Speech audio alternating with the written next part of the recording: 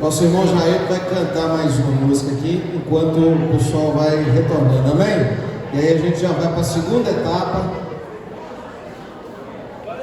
no nome de Jesus.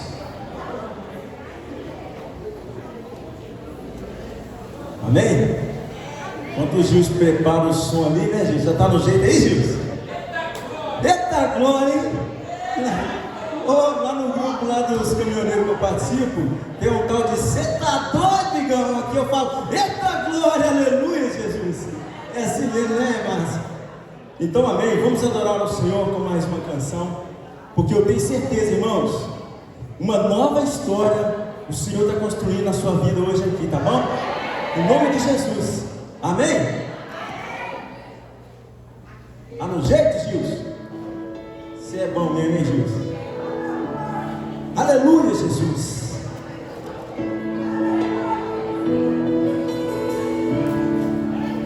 É assim, ó. Outra tentativa, mais uma desilusão. Tudo deu errado, outra vez a frustração. Sonhos e projetos levados por água abaixo. Me diga como reagir. Amigos e parentes prometeram te ajudar. Hoje, infelizmente, nem atende o celular. Uma voz dizendo: você é um fracassado. Não dê ouvidos, Deus te trouxe aqui. Escuta, ei! Dentro de você existe uma fé gritando mais voraz que um leão. Hoje o Senhor se levantou do trono, Ele vai mudar esta situação. Ana, depois que foi humilhada, fez um voto e gerou a Samuel. Quem está mudando a sua história hoje aqui, sabe quem é, meu irmão? Aleluia! É o Deus de Israel, é o Deus do céu, é Ele que se encontra aqui nessa noite, é Ele que está mudando a nossa história. Aleluia, Pai. Glória a Deus. O Senhor venha fazer, meu Deus, uma nova história na minha vida, meu Pai. Amigos e parentes prometeram te ajudar. Hoje, infelizmente, nem atende o celular. Uma voz dizendo: você é um fracassado. Não dê ouvidos, Deus te trouxe aqui. Dentro de você existe uma fé, e essa fé ela pulsa, ela grita mais voraz do que um leão. Aleluia, Pai. Esta situação, Ana, depois que foi humilhada, fez um voto e gerou a Samuel. Quem está mudando a tua história hoje aqui? Dentro de você existe uma fé gritando mais voraz que um leão. Assim, ó.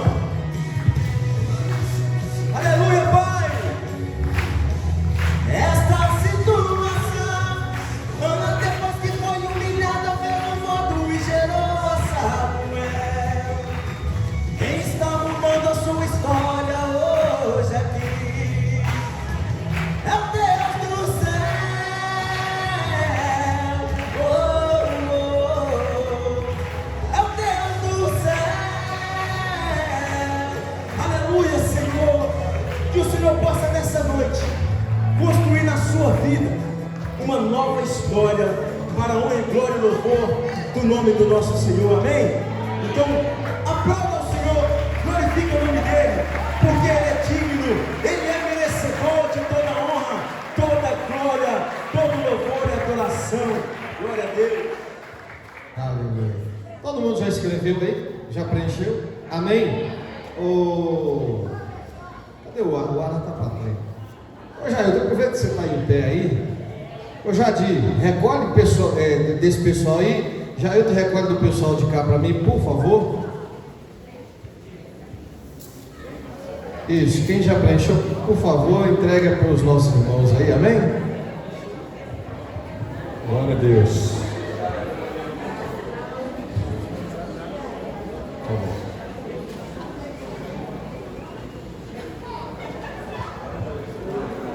Estão preparados aí? Amém? Vamos para o segundo tempo? Glória a Deus. Glória a Deus.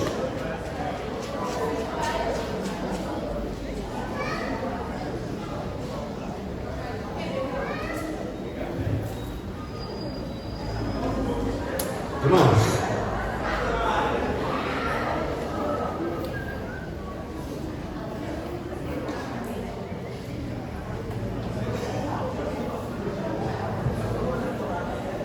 glória a Deus.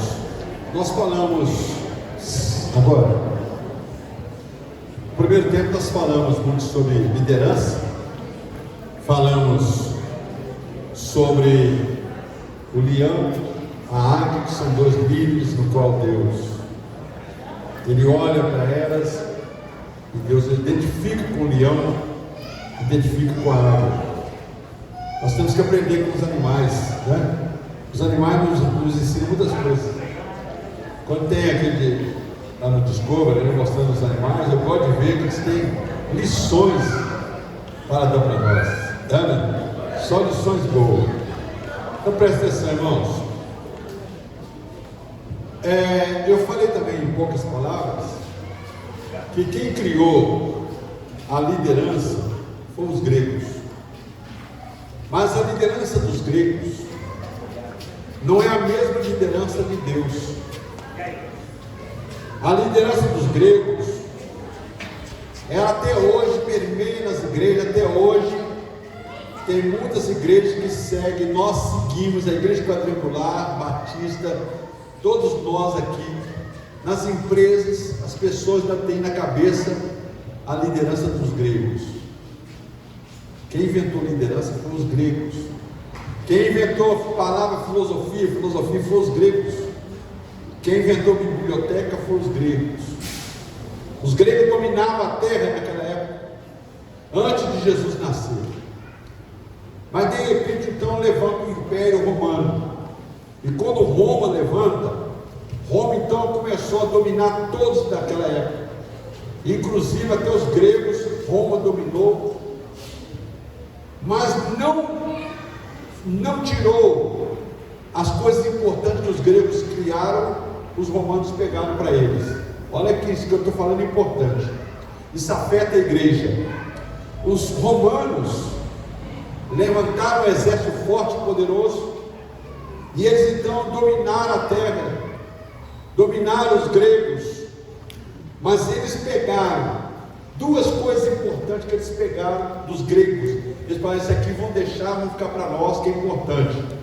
Primeiro, eles dominaram os gregos, que os gregos que criou a igreja.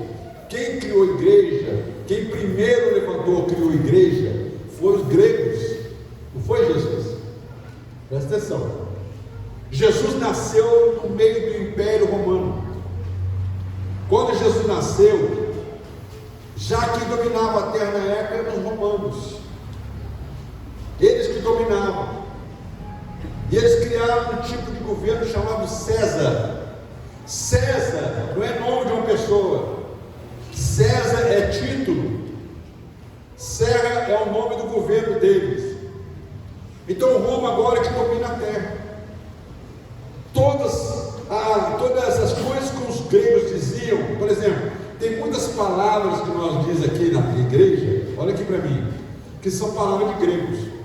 Você não sabe o que é de grego. Por exemplo, fulano é um homem de Deus. Não fala assim? Nós não falamos isso? Vê uma pessoa pregar, uma mulher pregando, aquela mulher é mulher de Deus. Mas isso é coisa de grego. Quer dizer que os outros não são. Fulano é homem de Deus, mas os outros, todo mundo aqui é homem de Deus. Todo mundo aqui é mulher de Deus. Mas é palavra de grego. Os gregos que criaram isso. Olha como é que é a ideia de liderança dos gregos. É diferente da de Deus. A ideia dos gregos, da liderança dos gregos é o seguinte: eles criam que para ser líder, a pessoa já nasce com esse dom de liderança, mas não é qualquer um não, só pode ser líder quem é pessoa de pele clara, liso, cabelo amarelo, olho verde, olho azul, de 1,80 m para cima, nariz afilado, boca afilada, lábios afilados, é que pode ser líder. Quer dizer, os negão aqui está ferrado. Quer dizer, ele fala que liderança é só para quem tem nariz afiladinho, você entendeu? Apontadinho, os lábios fininhos, os olhos que você vê, os outros aqui não é líder, tudo escravo. Você se mesmo vai ser grego. Eles também acreditavam, olha aqui, que só pode ser líder quem for pertencente à elite. Quem não tiver na elite não era líder, era tudo escravo. Eles acreditavam assim, que liderança é escolhida pelos deuses, é os deuses do Egito que escolhem quem quer ser líder, quem vai ser líder. Você está entendendo? Só que quando Jesus chegou na terra, ele mostrou ao contrário. Ele mostrou, não. Se você ler Gênesis 1, 26, lá fala sobre a criação do homem. E Deus diz assim, quando criou o homem: façamos o homem ao quê? A nossa imagem e a nossa semelhança. Depois ele diz assim, que esse homem que eu vou criar, ele domina a terra. Não falou ser branco, ser preto, ser amarelo, todo mundo, homem. Deus criou gente, todos nós, para ser líder, para liderar a terra. E ele começa a falar quais são as características, o que é que o homem vai liderar. São 5 coisas que nós temos que liderar na terra. Primeiro, que o homem lidera peixes, diga peixe. Está lendo a Bíblia diz que o homem vai liderar os peixes. Olha bem, o homem vai liderar peixes, o homem vai liderar aves, o homem nasceu para liderar animais da terra, o homem nasceu para liderar as árvores, o homem nasceu para liderar os répteis que rastejam no chão. Então o homem nasceu para liderar o quê? Peixes, fala peixes. Está na Bíblia, não está? Só legenda. O homem nasceu para liderar o quê? Peixes. Nasceu para liderar o quê? As aves. Nasceu para liderar o quê? Os animais na terra. Nasceu para liderar o quê? As árvores, as plantas. E nasceu para liderar os répteis. Aí você fala, mas e os homens? Deus não colocou o homem para liderar o outro, porque todo mundo é líder. Então Deus não chamou o homem para liderar o outro. É por isso que às vezes um homem briga com o outro quando manda ele fazer uma coisa, porque o homem nasceu para liderar, o ser humano nasceu para ser líder. Deus falou que nós temos que liderar o quê? Os peixes, as aves do céu, os animais da terra, liderar as árvores, as plantas, liderar os répteis que rastejam, porque o homem nasceu ou não nasceu para ser liderado, porque todo mundo é líder na sua especialidade. Aí se você pode falar, pastor, se todo mundo é líder, não tem ninguém para lhe seguir. Isso é coisa de grego também. Não, cada um é líder na sua especialidade. Há lugares que ele é dominado, ou ele tem que submeter, há outros lugares que ele está sendo autoridade. Todo mundo é líder na sua capacidade. Os gregos não acreditam nisso. Jesus veio transformar isso. A outra coisa que os gregos criaram chama-se igreja. Sabia quem criou a igreja para os gregos? Chamava igreja. Igreja é a palavra grega, e para nós aqui no português é igreja. Mas olha o jeito que eles criaram a igreja. Eles acreditaram que para ter igreja, olha para mim que isso é importante, para ter uma igreja é necessário que a pessoa fosse rei. Se a pessoa não fosse rei, ela não poderia ter uma igreja. Igreja só era para quem é rei. Então eles criaram a igreja na Grécia. O rei levantado, então o rei escolhia pessoas que faziam parte da igreja dele. Quando ele escolhia as pessoas, aquelas pessoas tinham um papel de quê? De andar, né? E aonde o rei fosse, eles tinham que ir atrás do rei. E o que o rei falava, eles escrevia todas as palavras do rei. Mas o rei que escolhia eles. Aí eles ficavam ali, era igreja.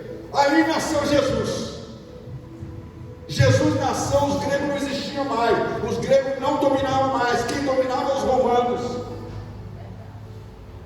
Aí os romanos também criou a igreja deles baseada nos gregos. Eles criou também, colocou César, o tipo de governo, soberano, que também é rei. Então agora eles têm igreja. Quando Jesus chegou aqui na terra, ele tinha vontade também de ter a sua igreja. Mas como? Ele tinha que fazer um teste para saber se ele podia ter uma igreja, ser líder de uma igreja, ter uma igreja. E aí ele chama os seus discípulos e perguntou para os discípulos assim: eis, o que diz por aí os homens que eu sou? Homens, profeta não pode ter igreja, sacerdote não pode ter igreja. Quem tem que ter igreja? Só quem é rei. Jesus perguntou para os discípulos: o que falam para mim de mim aí? Eles falam que eu sou quem? Aí um falou assim: ó, estão dizendo que o senhor é João Batista. João Batista era o quê? Fala alto. Fala profeta. João Batista é o primo dele. O que João Batista era? O que ele era? Pode ter igreja? Não. Aí Jesus não gostou da resposta.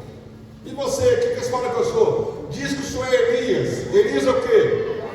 Fala alto. O que é falar alto? Profeta. Pode ter igreja? Você nunca viu um profeta na Bíblia da igreja? Nunca viu na Bíblia um profeta tendo igreja. Aí Jesus falou assim: então eu estou perdido, não vou poder ter minha igreja. Aí ele perguntou assim: e aí você, o que diz por aí que eu sou? Diz que o senhor é Jeremias. Jeremias é o quê? Fala. Pode ter igreja? Jesus, ó, está dando certo. Irmão, de repente, do nada, olha agora, você vai vibrar. Do nada, sem ninguém esperar, ele pergunta para Pedro. Pedro era sem letra, iletrado, grosso. Pedro, que dizem por aí que eu sou? Aí Pedro olhou para Jesus e falou: para mim o senhor não é Elias, para mim o senhor não é Jeremias, para mim o senhor não é João Batista. Mas quem que eu sou aqui? Então para mim tu és o Messias, tu és o ungido do Senhor, tu és o Cristo. O Cristo é o Rei, é Rei, é Rei. O único que acertou foi Pedro. E Jesus falou: Pedro, eu estou admirado. Como é que você sabe disso? Não foi você que falou, foi lá do céu que veio. O Espírito Santo entrou em Pedro e falou: pode dizer que eu garanto, ele não é profeta, ele é o ungido de Deus. Tu és o Cristo. Cristo é ungido, o Rei, o Rei. Aí Jesus falou: opa, Pedro, a partir de hoje, sob a tua palavra, eu vou edificar a minha igreja. Porque está selado que eu sou rei também. E como lá os gregos acreditavam que para ter igreja tem que ser rei, e Pedro foi a confirmação do céu: tu és o ungido do Senhor. Vou explicar por detalhe. Quem é que escolhe para andar com o rei? Não é o rei? É o rei, não é? É ele que escolhe. É por isso que na Bíblia diz assim: não foi vós que me escolheste, mas eu que escolhi vocês, porque eu sou rei.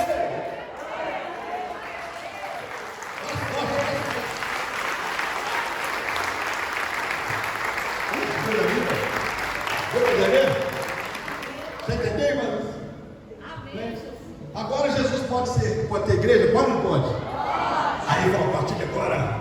Aí Jesus cresceu, ficou forte. A partir de agora, depois dessa definição aí, dessa afirmação de Pedro, a partir de hoje, edificarei a minha igreja. Amém. E as portas do inferno não prevalecerão contra ela. Eu sou rei. Agora ele pode ter igreja. E eu e você somos a igreja dele. Mas não foi você que escolheu, não, viu? Foi ele que escolheu vocês. Porque só o rei pode escolher. Só o rei pode escolher para ficar com ele. E você pode dar glória a Deus que você é privilegiado. Você faz parte de andar com o rei.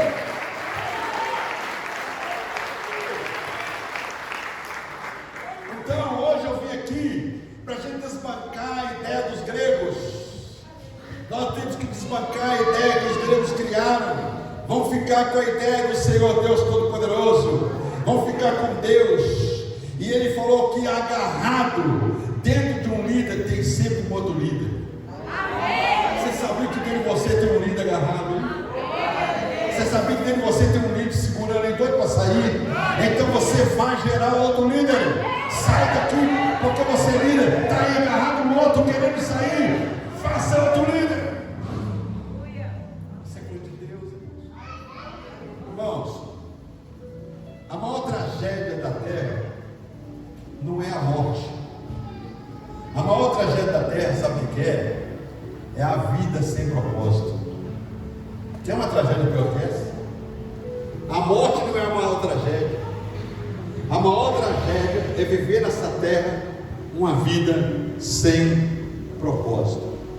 Quando a pessoa não tem propósito, está vivendo aqui na terra sem propósito, essa pessoa não tem uma vida de sucesso. Essa pessoa passa dificuldade porque está vivendo uma vida sem propósito. Nós precisamos aprender sobre isso, vida de propósito. Uma vida de Deus, uma vida que propósito é aquela vida que você sabe para onde você está indo. Há muitas pessoas que estão aqui sentadas que não sabem o que veio fazer nessa terra, ainda não sabem o que está fazendo nessa terra. E eu vou mostrar para vocês as 5 perguntas. 5 perguntas que você tem que fazer e tem que responder sobre as 5 perguntas é que pode mudar a sua vida. Essas 5 perguntas, ela pode mudar o mundo inteiro. Essas 5 perguntas podem mudar o seu modo de agir, sua família. 5 perguntas importantes. Essas 5 perguntas têm feito muita gente ficar pensativo e não ter aquilo que ele precisa. Essas 5 perguntas podem direcionar você para uma vida de vitória. 5 perguntas. Essas 5 perguntas, irmãos, têm parado guerra, tem mudado toda a estrutura política da terra. 5 perguntas. E se você entender e responder essas 5 perguntas, a sua vida não será uma experiência, mas será uma vida de vitória. Primeiro, número 1, faça essa pergunta e responda a si mesmo. Primeira pergunta que mais faz no mundo inteiro. Tem pessoas que já estão com 70 anos, não sabem o que veio fazer aqui na terra. Talvez você esteja sentado lá de manhã que não sabe por que está aqui hoje. Olha as 5 perguntas. A primeira pergunta que pode mudar a sua vida: quem sou eu? Diga, quem sou eu? Parece que é simples, né? Mas não é. Quem sou eu? Há pessoas que não sabem quem ele é. Tem pessoas que ainda não lhe conhecem. É uma pergunta que não quer calar. Tem gente que pergunta: meu Deus, quem será que eu sou? Quem sou eu? Quando o homem não sabe quem ele é, ele acaba desistindo da vida. Quem sou eu? Isso fala de identidade. Qual que é a minha identidade? Eu não sei quem sou eu. Nós andamos, nós vivemos, nós vestimos, nós almoçamos, nós trabalhamos, nós voltamos do trabalho, e mesmo assim não sabemos quem somos. Nós vivemos sempre imitando os outros. Tem pessoas que imitam outros, veste igual o outro veste, não é assim? Tem que calçar tênis, marcas com o nome do cara que fez a tênis, veste uma roupa de marca daquela pessoa, porque ele está sem identidade. Quando a pessoa está sem identidade, ela vive de imitação. Faça essa pergunta e responde: quem sou eu?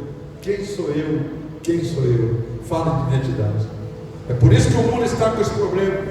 É por isso que todo mundo tem sofrido, porque ele está aqui na terra e não sabe quem é ele. Quem sou eu?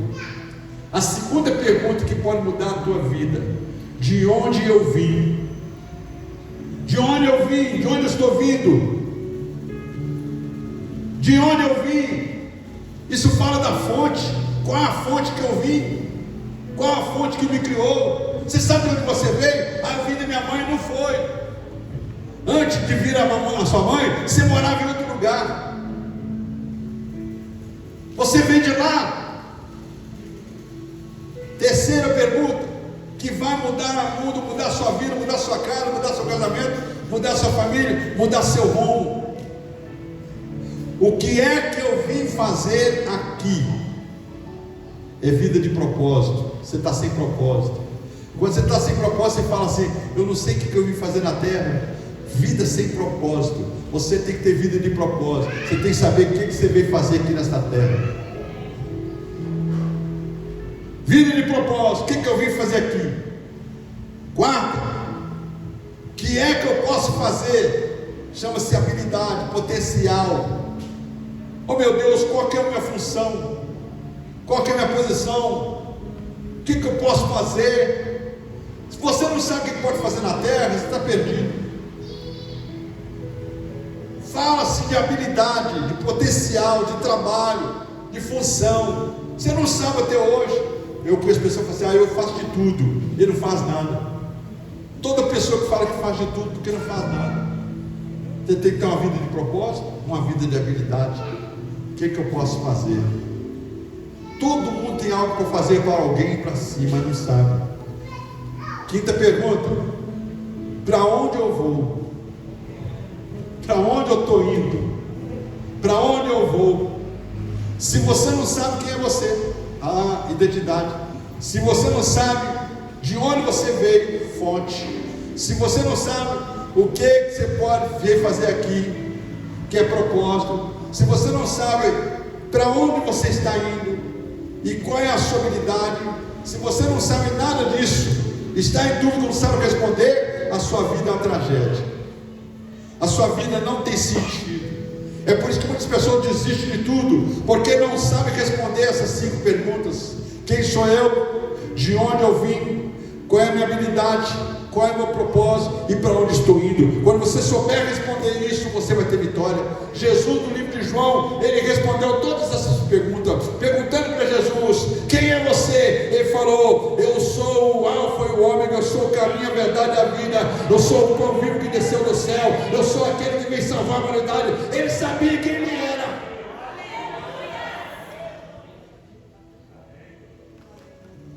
De onde o senhor veio? Eu vim do Pai. Eu vim lá do meu reino, tem um reino. Ele sabia para onde ir. Tem irmãos que não sabem nada da vida, não sabem quem é ele, não sabem para onde está indo, não sabem de onde veio. Você veio do Senhor, rapaz. Antes de você nascer aqui na terra, Deus já tinha um propósito de te colocar aqui nessa terra, porque você veio dele. Jesus sabia responder qual a minha habilidade, ou seja, qual que é o meu propósito. Ele sabia qual é o propósito dele. Irmão, tudo na vida é propósito.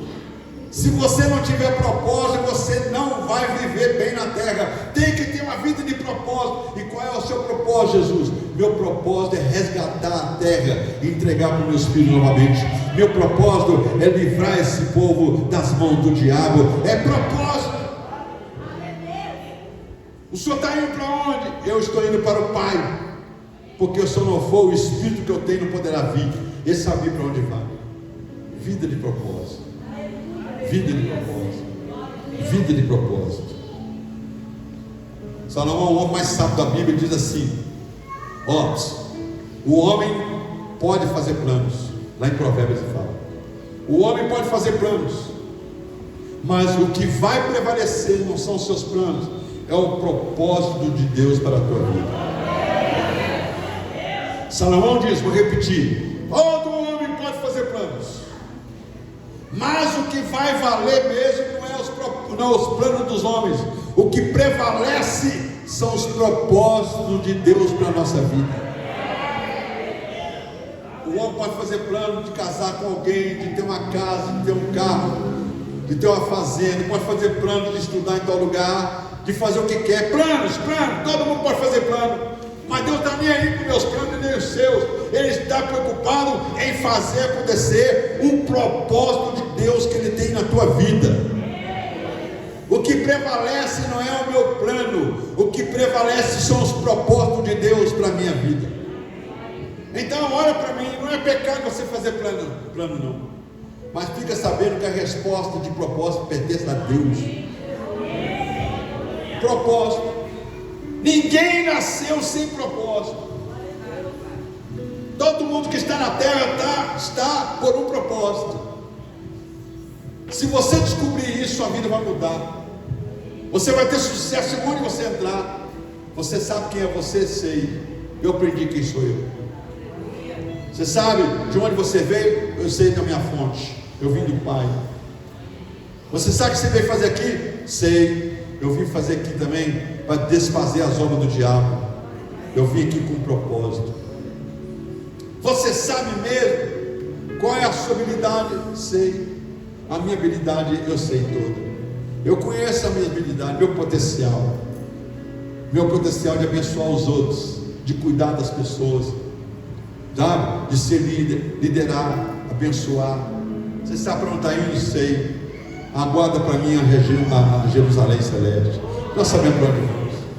Mas quando você está vivendo a vida sem saber nada disso, a sua vida é uma tragédia. E a maior tragédia da vida não é a morte. A maior tragédia da vida é viver na terra uma vida sem propósito. Tudo que Deus criou teve um propósito. Teve ou não teve? Esse microfone que eu estou falando aqui com vocês, a pessoa que fabricou o microfone, ele fabricou já sabendo para que queria valer, sabia não? Sim ou não?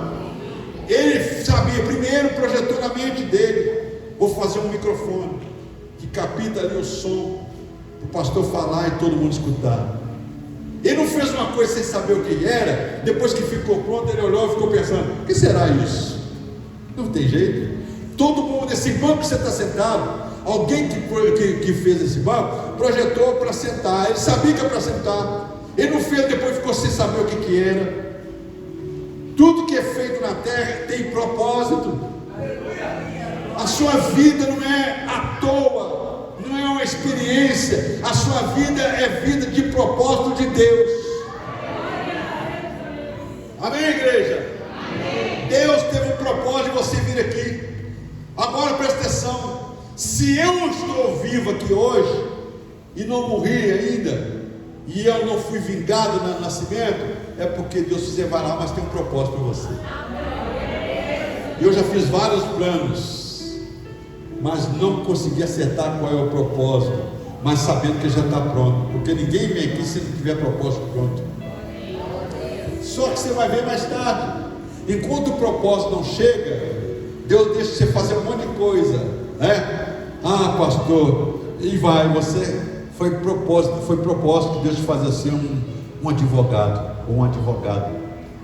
Mas você começa primeiro limpando casa dos outros, né? Cortando jardim, lá vai chegando e vai devagarinho. De repente você passa a ter vendedor de roupa na rua e vai, oh meu Deus, que sofrimento, até chegar lá no propósito de Deus. Amém, irmãos?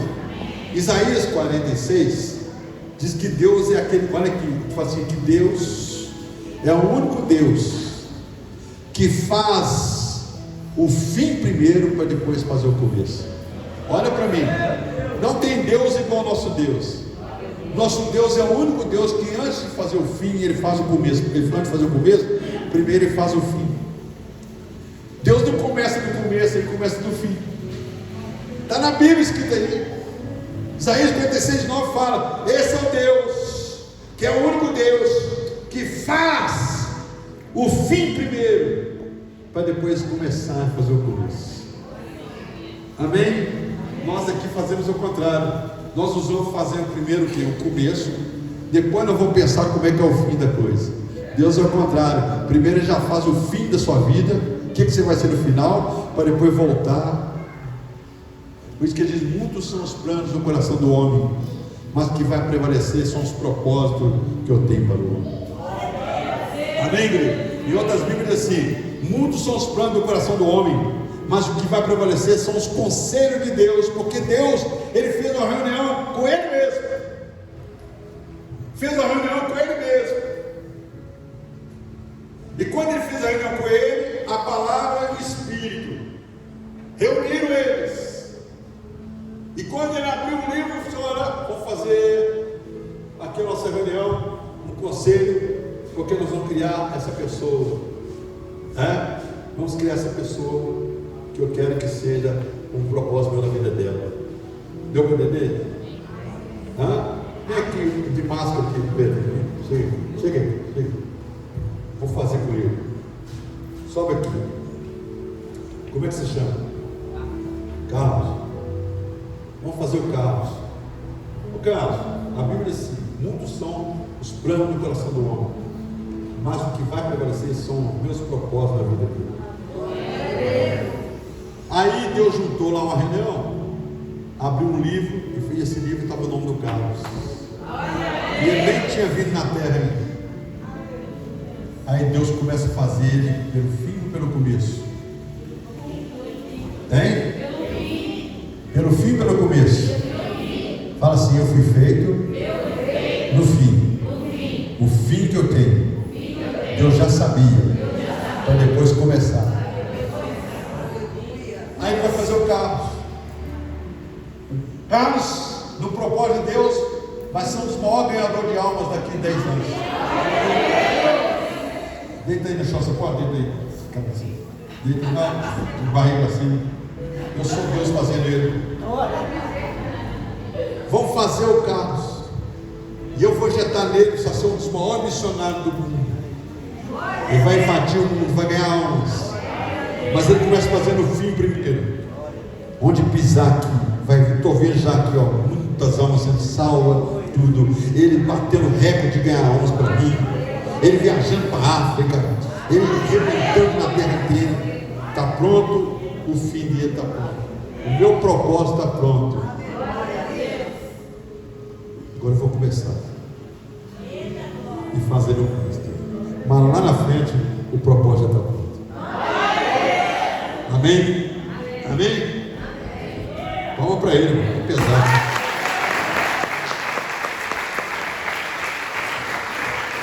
Irmãos, quem está entendendo isso?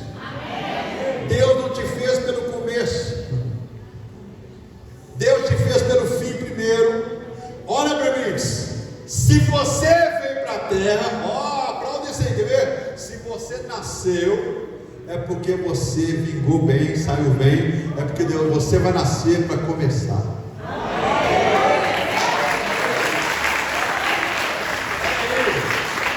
Ei, se eu estou aqui, porque o meu propósito já estava pronto. Ninguém vem para cá se não tiver propósito. Então você tem que dar alegria e louvar a Deus todo dia. Meu Deus, se eu estou vivo, é porque o Senhor já tinha criado um propósito para mim. Eu tenho que chegar nele até um dia que Deus vai me levar nele. Eu não posso morrer enquanto eu não chegar no propósito de Deus. Você não vai morrer, porque o seu propósito está pronto, você vai ter que chegar nele. Embora você já passou por um monte de lugar, está sofrendo, alguém te humilhou, já humilhou, mas não abala com isso não. Eu posso ter humilhado, mas o meu propósito é maravilhoso, está pronto, daqui a pouco Deus me leva lá. Amém, irmão? Deus vai te levar lá, Deus vai te levar no seu propósito. Eu sou o único Deus que não faço nada no começo, eu faço o fim da pessoa primeiro, eu faço o propósito primeiro. Irmão, o propósito antecede qualquer coisa, os seus planos. Porque hoje você está fazendo tudo, mas o seu propósito já estava pronto. O seu plano está sendo feito enquanto você está vivo, que você viveu para fazer planos. Mas o seu propósito, que é o de Deus, já está pronto. Então não está preocupado com o seu plano. Está preocupado com o propósito dele para realizar a sua vida, que já está pronto. Eu tenho certeza que hoje você sofre, amanhã todo mundo vai ter que ir a você, porque o seu propósito de Deus é maravilhoso, é brilhante, é poderoso. Amém, igreja? Muitos são os planos do coração do homem, mas o que vai prevalecer na pessoa é os propósitos de Deus para ele. Seu propósito está pronto, rapaz. O meu já passou, já chegou. Eu já fui babá. Já fui babá de criança. Já trabalhei de servente pedreiro. Já trabalhei, mas não fui profissional, fui só para ganhar dinheiro. Eu trabalhei em feira de carregar sacola para as madames. Eu fui andando, chorava, Deus, fica firme no seu propósito, você vai chegar lá. Mas para chegar